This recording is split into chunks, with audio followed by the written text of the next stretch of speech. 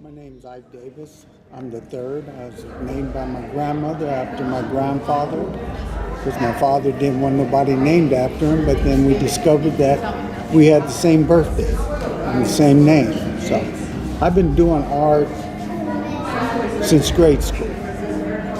So it's been a lifelong dream to be in the New York Metropolitan Museum. I worked internationally for the Johnson Atelier and did the patinas and the painting on work that went all over the world. I have skeleton structures, which one is in this show, that have traveled from New Jersey all up and down the East Coast, New York, and the Lincoln Center. I've been in the museums in Chicago. But the most thrilling was to work with the people at the Johnson Atelier with 70 different artists from all around the world, and having the chance to work with people from South Africa, West Africa, mainland China, Brazil, even Los Angeles and New York. To have such a diversity of artists and being able to work with them gave me an experience that you can't get in any classroom. And to have gone through that and spent 2 to 3 years out there was a highlight of, it was kind of like the Super Bowl for artists, being on that level and working internationally.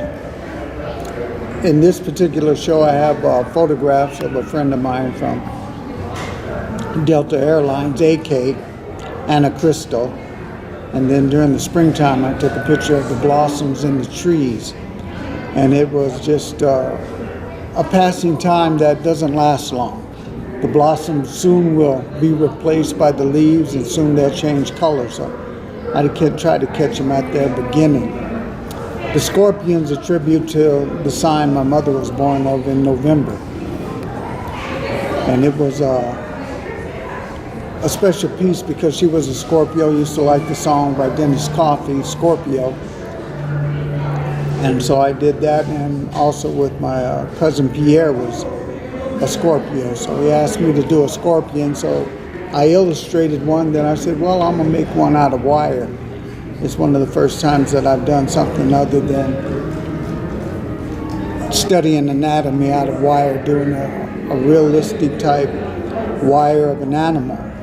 Most of the time I use the wire to get away from drawing all the bones and studying anatomy in a different way by making it three-dimensional and putting it together with wire to someday come about being able to sculpt the figure without a model.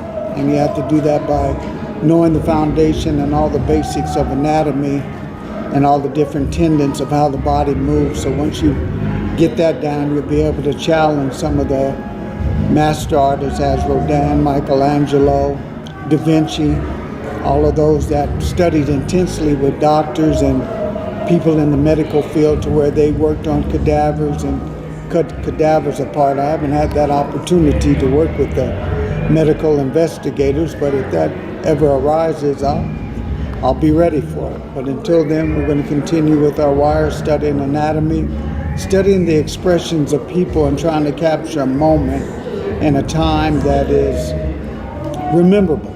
So, art is my life, God is my joy, and I'm done.